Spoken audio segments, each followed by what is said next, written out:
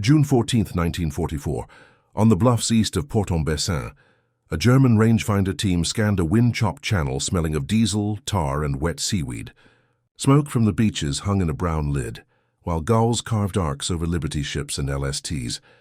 For a week since D-Day, Luftwaffe crews logged figures that defied fuel math, lorry columns pouring inland, Cromwell tanks grinding past hedgerows, and P-47 Thunderbolts circling above the road nets. By any sane arithmetic, the enemy's tanks and aircraft should already have run dry. Yet the tempo only climbed. Over the next days, the clues arrived in order. Coastal pickets reported unlit cable ships slipping from the Solent after dark. Trawlers swore they watched lead-sheathed lines pay into the tide and vanish toward France. A naval engineer mocked the rumor, "No one pumps gasoline across a sea patrolled by U-boats and raked by tides." But prisoners taken near Montebourg described guarded pump houses on the English coast and depots mushrooming behind the bridgeheads. Reports from Cherbourg added that drums were appearing without the usual convoys, as if the beaches were being fed by something unseen. Disbelief hardened, then cracked. By late June, a seized British folder ended the disbelief with a single codename: PLUTO, pipeline under the ocean. Miles of flexible cable and steel pipe were forcing fuel beneath the channel, turning a moat into a main. We returned to the engineers. By the winter of 1942, as snow drifted across British airfields and blackout curtains sealed every window, planners in London confronted a truth more paralyzing than any German weapon. The coming liberation of Europe would stand or fall on fuel. The lessons of the desert had already been written in fire. In North Africa, entire offensives had withered when fuel tankers failed to arrive. In Italy, mud-soaked convoys crawled through ruined valleys, burning almost as much fuel as they delivered. Each fresh campaign revealed the same cruel arithmetic. A modern army was no longer limited by courage or guns, but by how far its fuel could flow. At the Combined Operations Headquarters, logistics officers spread maps of Europe across oak tables, calculating what it would take to sustain an invasion force once it clawed its way onto the continent. They quickly discovered that the numbers were staggering. A single armored division might consume 60,000 gallons of petrol per day. Aircraft from the tactical air forces demanded hundreds of thousands more. Early projections by British petroleum engineers warned that Overlord's vehicles and aircraft alone could require nearly 1 million gallons daily just to maintain operational momentum. Yet every drop would have to cross the most dangerous waterway in the world. The English Channel, narrow but treacherous, was swarming with mines, E-boats, and submarines. U-boats prowled the approaches to Portsmouth and Southampton, and Luftwaffe bombers still raided coastal fuel depots by night. Each tanker sunk was not merely a logistical setback, but a strategic wound, delaying attacks, grounding aircraft, and halting armor. "Lose the fuel, lose the war," one RAF officer wrote grimly after a near miss on a tanker convoy. The Allies needed a method to feed their armies without relying on these vulnerable floating targets.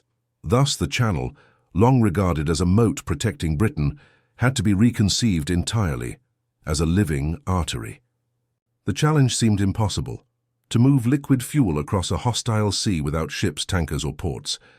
Yet in 1943, a handful of British engineers began to imagine the unthinkable. What if the invasion could be powered by a pipeline that ran beneath the waves themselves? Their sketches looked like fantasy, their materials absurdly fragile. But in a war built on daring ideas, from radar to Mulberry Harbours, the line between madness and genius was often no thicker than a strand of steel tubing. Spring 1942 brought a storm of ideas to Britain's war rooms. Amid blueprints for floating harbours and landing craft, one concept stood apart for its audacity: moving fuel not by ship, but through the sea itself. The proposal first surfaced within Admiral Lord Louis Mountbatten's Combined Operations Staff, supported by engineers from the Anglo-Iranian Oil Company who understood pipelines as arteries of warfare. To them, the English Channel was no longer an obstacle but a conduit waiting to be tapped. From this fusion of naval daring and industrial science emerged a name that blended secrecy with simplicity: PLUTO, the pipeline under the ocean. The objective was breathtaking in scope. If the Allies could run a flexible high-pressure pipeline from the Isle of Wight to the French coast near Cherbourg, they could bypass tankers entirely. Britain's vast refineries and storage depots would feed the invasion directly, ensuring a steady pulse of fuel to the front lines. But the challenge was monumental. The sea floor between England and France was no tame bed of sand. It was an undulating terrain of chalk, mud and rock, lashed by tides and currents that shifted daily. A pipeline stretched across such conditions would have to endure immense pressure and movement without bursting or leaking even a drop. Two rival engineering teams set to work. Siemens Brothers, collaborating with Callender's Cable and Construction Company, drew on their experience in transatlantic telegraph cables to develop HAIs, a flexible pipe resembling a colossal power line. It was built in concentric layers, an inner lead core to hold the fuel wrapped in steel tape, armoring wires and layers of jute for insulation. In contrast, the British Iron and Steel Research Association, BISRA, pursued a bolder, more rigid solution called Hamel. This version relied on continuous steel tubing, welded end-to-end into massive coils that could be unspooled like giant springs across the seabed. Each design carried its own risks. The Hayes might collapse under pressure. The Hamel could snap under the pull of currents. Skeptics abounded. Naval officers warned that even the smallest rupture could spill precious fuel into the channel. Lord Cherwell, Churchill's own scientific advisor, dismissed the plan as a gambler's dream. Yet Churchill, ever drawn to boldness, saw something more. He had already wagered on radar and on the artificial Mulberry harbours, both gambles that had paid off. "We must fuel victory as surely as we fire it," he declared, cutting through the doubt. With that command, PLUTO ceased to be a fantasy and became an order. Workshops in Britain began to roar with new purpose. Steel mills lit the night with welding sparks, and the race to turn an impossible idea into reality had begun. By the autumn of 1943, Britain's southern coastline had become a vast secret laboratory. From Dungeness to Swanage, the night air thrummed with the clang of steel, the hiss of torches and the muted roar of generators hidden beneath camouflage nets. Engineers toiled through cold rain and blackout, chasing a problem that defied nature itself: how to send a river of fuel through the crushing, shifting, salt-laden depths of the English Channel. To every variable was an enemy: tides that rose and fell by several meters, seabed ridges that twisted steel like paper, and the invisible killer of corrosion that could eat through metal in months. To fail was to strand the invasion on the beaches. Each line, once complete, would carry more than 700 tons of fuel every day, at pressures reaching 1,500 pounds per square inch, far beyond the limits of any civilian pipeline. The Huss system, developed by Siemens and Callender's, resembled a monstrous electric cable over 3 inches thick. It was wound onto enormous floating drums nicknamed Conundrums, steel giants more than 30 feet across and weighing 250,000 tons apiece. When towed to sea, they rotated slowly, unspooling the pipeline directly onto the seabed like a thread of steel across a darkened floor. The rival Hamel design, championed by BISRA, relied on rigid, welded steel tubing coiled aboard tankers, each section joined with painstaking precision. Once at sea, crews released the coils in measured stages, letting gravity pull the gleaming lengths into the depths. But nothing about the process was smooth. At Dungeness, a prototype ruptured under pressure, spraying high-octane fuel across the shingle like flame waiting for a spark. At Swanage, a full spool snapped in mid-lay, sinking hundreds of feet and tearing loose from its anchors. Engineers endured setbacks with the stubborn faith of wartime Britain. British petroleum scientists tinkered endlessly with pressure regulators and flow valves.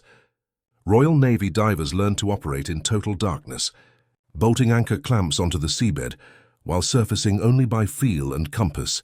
Through it all, Churchill demanded progress, visiting test sites unannounced and warning against timid minds in a time for daring. By early 1944, after months of failure, triumph and sleepless invention, both Hayes and Hamel lines finally passed full-load trials. The impossible had become functional reality. Beneath the waves, Britain now possessed an artery of oil invisible to radar, impervious to reconnaissance, a lifeline that could turn the tide of war before the first wave of soldiers ever hit the beaches. The only question that remained was where the first drops would flow, and when. June 6, 1944, dawn over the Channel burned red through mist and cordite. From horizon to horizon, the sea boiled with ships, landing craft, destroyers, and tank transports crowding the waves in a sight so immense that even seasoned sailors felt small. Each vessel burned precious tons of diesel and aviation fuel by the hour, and on the beaches ahead, every Sherman tank, half-track, and jeep would need more before the day was done. Fuel was the pulse of the invasion, and already it was beating too fast. Despite months of storage across southern England, the reserves that fed Operation Overlord began to vanish within days.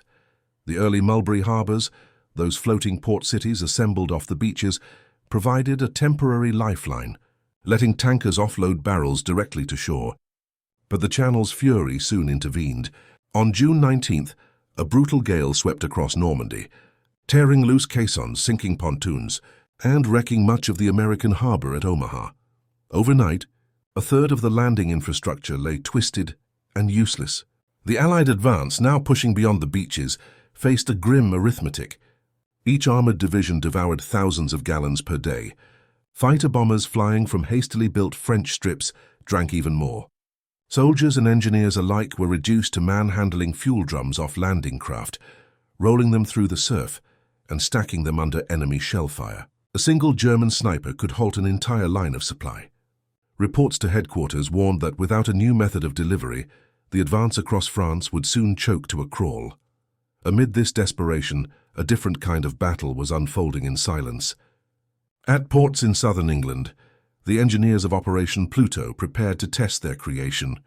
The first phase, codenamed Operation Bamboo, would stretch from Sandown on the Isle of Wight to Cherbourg, a distance of nearly 70 miles across one of the most patrolled waterways in the world. On August 12, 1944, as Normandy's fields burned from weeks of fighting, the Conundrum ships slipped out under naval escort. To German lookouts along the French coast, they appeared to be ordinary cable-laying vessels or mine-layers, nothing more. Yet from their decks spun the first lifeline of its kind in history, steel pipe coiling into the sea, unseen beneath the waves. By the following evening, the line came alive. Pumps thundered at Sandown, and through the buried artery surged the first flow of British fuel bound for the continent. In Cherbourg, engineers watched pressure gauges flicker and steady, the signal that the impossible had worked. Within hours, Allied tanks were once again on the move, their engines fed not by convoys or barrels but by a river of petrol flowing beneath the Channel.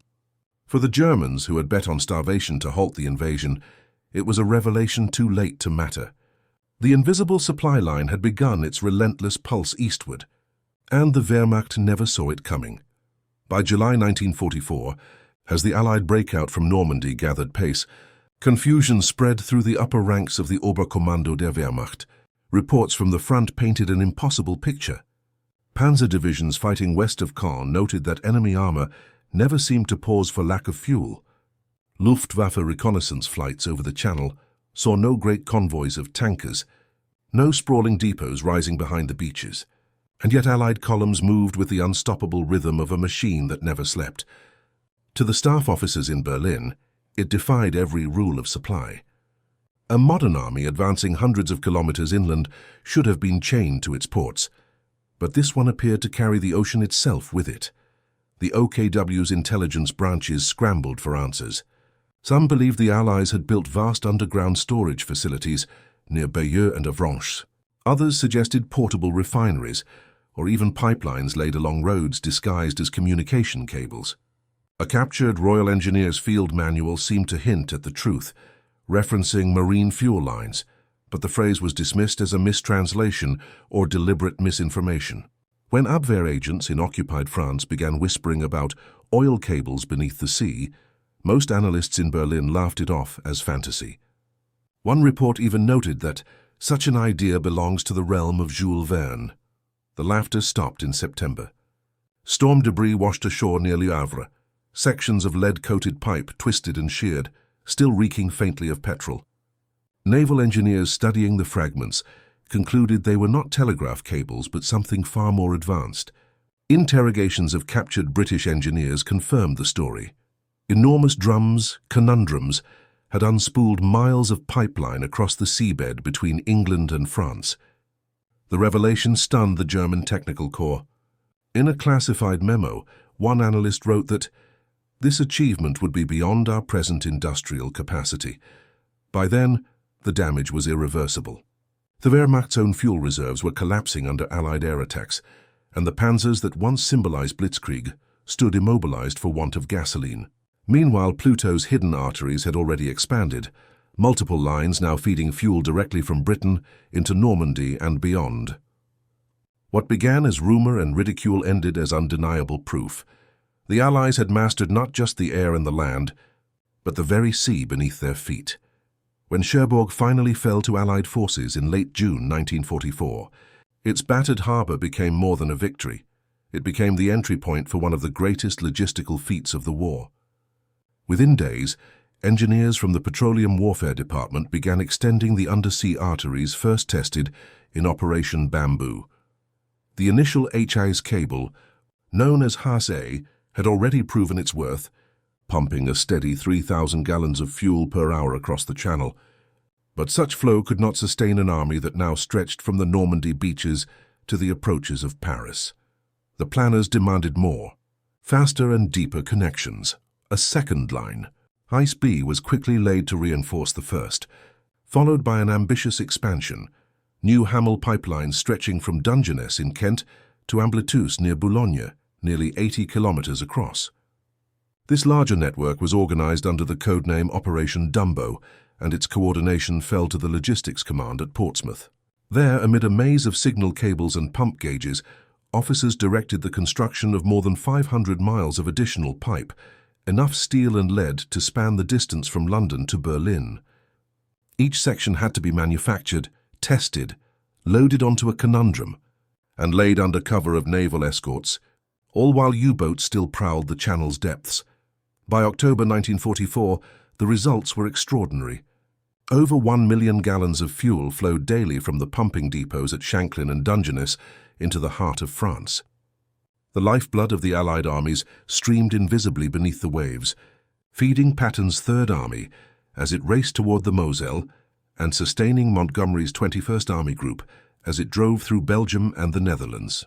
The network's pumping stations, camouflaged as ordinary seaside cottages, complete with painted windows and flower boxes, throbbed ceaselessly, their internal machinery shaking the walls with power. German bombers occasionally struck Cherbourg in hopes of severing the supply, but they never succeeded. The pipelines lay too deep, too dispersed, and too ingeniously hidden to be damaged by surface attack. To Allied commanders, PLUTO became the unseen hero of the campaign, a mechanical artery linking British industry directly to the front. As autumn deepened and Europe's roads turned to mud, the tanks that rolled eastward did so because an invisible river of oil, born from British imagination and steel, pulsed tirelessly beneath the channel.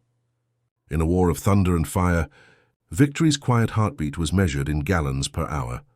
The triumph of Operation PLUTO was not won solely on the beaches or beneath the waves. It was forged in the heat and din of Britain's factories. Between 1943 and 1944, a nationwide web of industrial might converged on one purpose: to build the arteries of victory. More than 100 factories across the British Isles contributed their skill and labor, often without knowing what they were truly making. Lead sheathing came from Henley's in Gravesend. Steel wire and armor bands were supplied by the British Iron and Steel Research Association. Layers of jute insulation arrived from the mills of Dundee and Glasgow. Each shipment moved under armed guard, labelled with cryptic designations to preserve secrecy. To the workers, it was simply another special cable job. To the generals, it was the lifeline of an army. At the Siemens Brothers Cable Works in Woolwich, the effort reached industrial crescendo. The vast plant ran day and night, its furnaces glowing red as they poured lead and drew copper strands into endless coils. By the end of 1944, Siemens alone had produced more than 100,000 tons of haze cable, its warehouses stacked with miles of the thick, gleaming lifeline ready for the sea. The Oil Control Board coordinated the refinery output at Avonmouth, Manchester and Fawley, ensuring that every gallon pumped into the system was refined, filtered, and tested to specification. Each chise section took weeks to assemble and cost thousands of wartime pounds, yet the workers who handled them were kept in the dark. told only that the product must endure great depth and great pressure. Even the conundrums themselves, the floating drums that carried the cable to sea, were masterpieces of improvisation. Fabricated from repurposed ship boilers and reinforced with timber, they towered over dockyards like colossal steel reels. Moving just one required an entire train convoy. British Rail established dedicated sidings and loading platforms to transport them to embarkation ports under armed escort. Every element of the project demanded a new kind of coordination. Engineers, factory foremen, and sailors all working as one mechanical organism. When the first successful pulse of fuel reached Cherbourg in August 1944, telegrams of gratitude flashed across the country. Factory managers received personal thanks from Churchill himself, who understood that behind the soldiers stood an army of welders, mill workers, and machinists. For Germany, struggling to keep its crippled synthetic fuel plants alive under constant bombing, PLUTO was proof of an industrial strength that could no longer be matched. It revealed a new truth of modern warfare. Victory belonged not only to those who fought, but to those who built the means to sustain the fight. By the closing months of 1944, the Allied advance across Western Europe had become a feat not only of arms but of logistics. Behind every armored spearhead and every roaring convoy lay an invisible current of power flowing steadily beneath the English Channel. The PLUTO network, now a complex web of Hay Eyes and Hamel lines, pumped fuel directly from Britain into a growing chain of depots scattered across northern France. From these mobile storage points, many disguised as ordinary farm buildings, tankers, trucks, and aircraft drew the lifeblood of the offensive. The miracle was not in speed, but in constancy. Day and night, in fair weather or bombardment, the flow never stopped.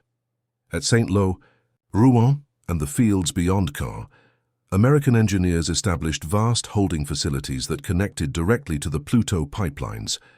From these reservoirs, the famed Red Ball Express convoys, manned largely by African-American drivers, hauled thousands of drums and tank loads to the front lines in Belgium and the Netherlands.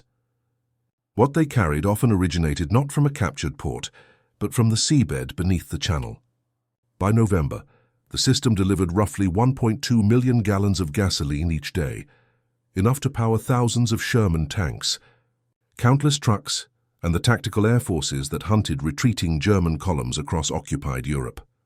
Most soldiers never knew where their fuel came from. To them, the drums appeared as if conjured, stacked in endless rows, always full. German troops, stumbling through the wreckage of abandoned Allied supply dumps, were left bewildered. "The English have oil wells in the channel," one captured officer was recorded muttering in disbelief. The truth was stranger and far more devastating. The Allies had turned the channel itself into an unbreakable supply line, immune to weather, bombing, or blockade. As the first snow fell and the German counteroffensive in the Ardennes began, PLUTO's hidden arteries continued their tireless pulse. Through the bleakest winter of the war, the tanks of Patton and Montgomery still rolled east, their engines singing with power drawn from a miracle no reconnaissance plane could see. Even as the Allies hailed PLUTO as a triumph of engineering, those who maintained it knew the system was living on the edge of failure. Beneath the cold grey waters of the Channel, the pipelines endured relentless strain, currents tugging at their joints, salt corroding their metal skins, and shifting sands grinding their casings like sandpaper. At full operation, the fuel raced through the lines under pressures exceeding 1,500 psi, and even the smallest flaw could erupt into disaster. Maintenance crews, Royal Navy divers, Petroleum Warfare Department engineers, and merchant seamen worked in secrecy and peril to keep the invisible arteries alive. Many missions took place at night, when Luftwaffe reconnaissance was least active, and in seas so cold that men emerged trembling, their suits crusted with ice. Leaks were inevitable.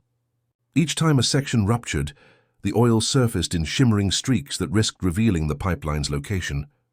Divers patched holes in near darkness using specially designed clamps, while surface crews adjusted pressure to keep the flow stable.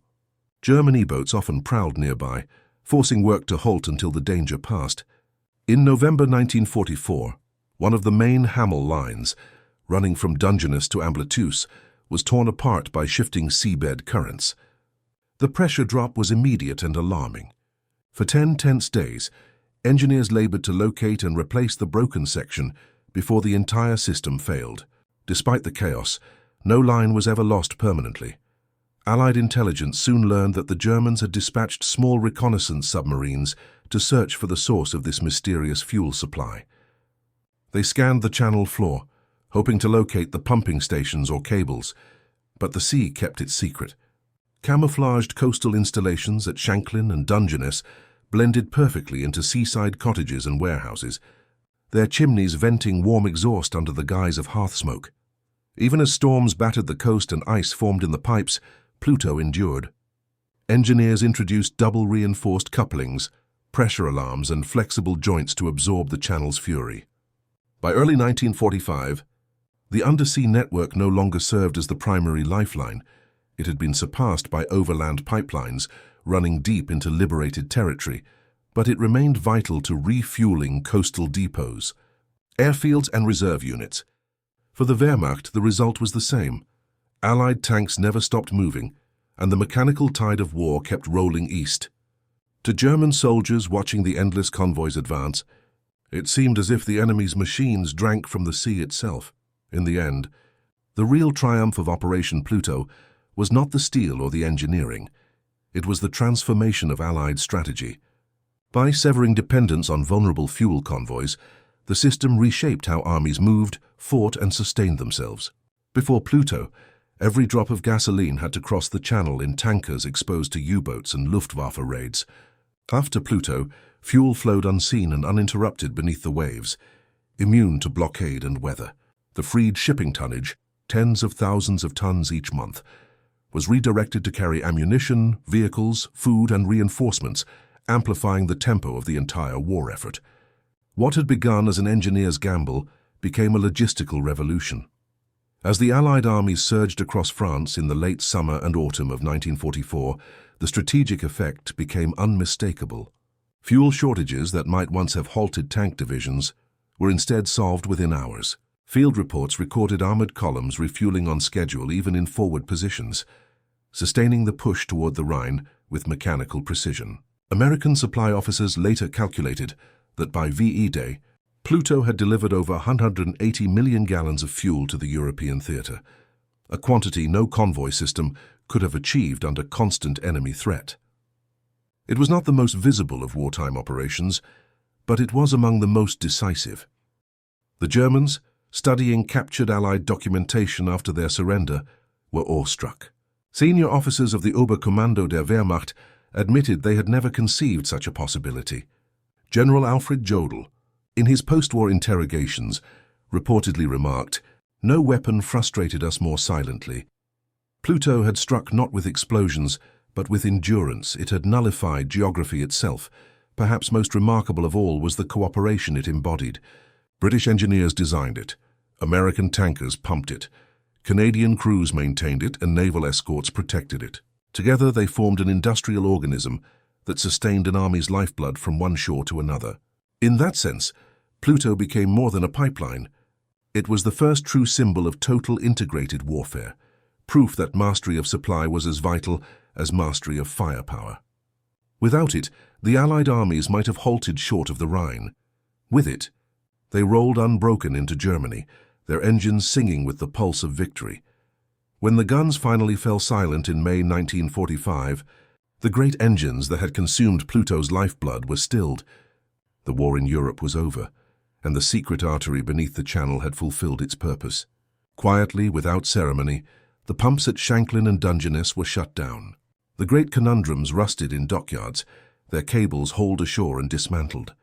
Much of the valuable metal, lead, steel, and copper, was salvaged for Britain's struggling post-war industries, melted down to rebuild a nation exhausted by victory. Yet PLUTO's true legacy did not fade with its physical remains. It endured in the ideas it had proven possible. The concept of flexible, high-pressure marine pipelines, first mocked as folly, became a cornerstone of modern offshore engineering. Within a decade, oil companies were using techniques pioneered during PLUTO to lay underwater fuel lines in the North Sea and Persian Gulf. The same principles guided the design of transoceanic telecommunication cables, and later, the sprawling web of fiber-optic networks that would connect continents. During the Cold War, NATO's Central Europe pipeline system drew directly from PLUTO's lessons, creating a vast, secure fuel distribution network stretching from the Channel ports deep into Western Europe. The silent pipes of 1944 had inspired the infrastructure of a new technological age. Many of the engineers who had once toiled in secrecy went on to lead Britain's advances in industrial design and energy transmission. Some joined the emerging offshore oil sector. Others turned their expertise toward the growing field of telecommunications, though historians often overlook PLUTO in favor of radar, code-breaking, or the atomic bomb. Its influence ran deep. It proved that the fate of armies could hinge not just on the weapons they fired, but on the fuel that moved them. For Germany, PLUTO became a case study in strategic blindness, how an invisible innovation could alter the course of a continent. In the quiet after war, it stood as a reminder that mastery of logistics is mastery of motion, and that motion, in the end, decides destiny. When the war was over and German officers were finally escorted to the captured pumping stations along Britain's southern coast, what they found was almost disappointing in its simplicity. There were no grand fortresses, no complex machinery of war, just quiet brick buildings standing amid dunes and seagrass, their chimneys cold, their interiors lined with silent gauges and coiled hoses. Only the thick pipes vanishing into the surf betrayed what had once flowed there. To those officers, it was a humbling revelation. An empire's defeat had come not from a new weapon, but from relentless ingenuity and the steady pulse of pressure beneath the sea. For nearly a year, those buried lines had carried more than fuel. They had carried momentum, hope, and the heartbeat of liberation itself. The English Channel, once the razor edge of fear and invasion, had been remade into a bridge of steel and oil. Every gallon that surged through PLUTO kept a tank grinding forward, a convoy supplied, an airfield alive. In that unseen current lay the true rhythm of victory. In the grand story of World War II, history often celebrates the thunder of artillery and the bravery of men in battle. Yet some victories were written in silence, by engineers who imagined the impossible and built it beneath the waves. Their creation changed the meaning of logistics forever. When the last valves closed and the pumps went still, the world had already been transformed. The war for Europe had been won, and the sea itself, once a barrier, had become the servant of freedom.